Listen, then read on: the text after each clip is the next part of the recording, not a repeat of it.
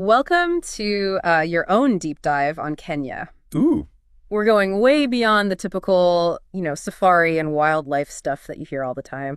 We're going to really try to uncover what makes this East African nation so unique. So think of it like a time travel adventure. We're going to start with prehistoric humans and end up with modern day innovators. I think what's really interesting about Kenya is that its story is really the story of humanity itself. Okay, so let's rewind the clock like 4 million years. Picture Kenya as the cradle of humanity. You might be familiar with Lucy, Right. the famous fossil found in Ethiopia.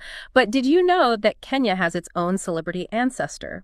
Oh, We're talking about Turkana Boy. He's a nearly complete Homo erectus skeleton. yeah, and Turkana Boy isn't just some, collection of old bones. He gives us a snapshot of our early ancestors.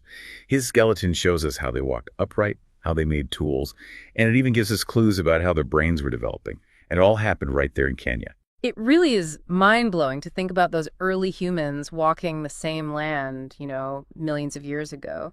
So fast forward a few millennia. Now the Kenyan coast has transformed into this bustling hub for trade. You've got Arabs, Persians, Indians all converging in this one place. It's a real melting pot of cultures. And it's really interesting how this cultural fusion gave birth to the Swahili language and culture. Yeah, the word Swahili actually comes from the Arabic Sawahil, Right. which means coasts. And it was on these coasts that a really fascinating trade emerged. Zebra skins. Zebra skins, that's kind of unexpected. So why were zebra skins so coveted? Okay, so think about it this way. Back then, zebra skins weren't just fashion statements. They were serious status symbols. They showed wealth, power, and even had spiritual significance. Imagine they were like the ancient equivalent of a luxury car or some designer clothes. Wow, yeah, that's a great analogy. It really shows how material culture can reflect these like deeper social values. Okay, let's shift gears a bit to the late 1800s. This period is known as the Scramble for Africa, and it really had a huge impact on Kenya. So for those who might not know about this scramble for Africa, imagine European powers are looking at Africa like this giant cake, just ready to be divided up. And so they just carved up the continent with basically no regard for the existing cultures and societies that had been there for centuries. And unfortunately, Kenya got a really weird slice in all of this, which really set the stage for British colonization.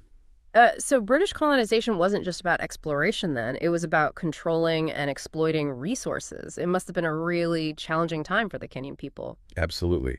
And while the British did build some infrastructure like railways, these projects often came at a really big cost to the local communities. There was a lot of displacement exploitation, and these really harsh systems of governance became the norm.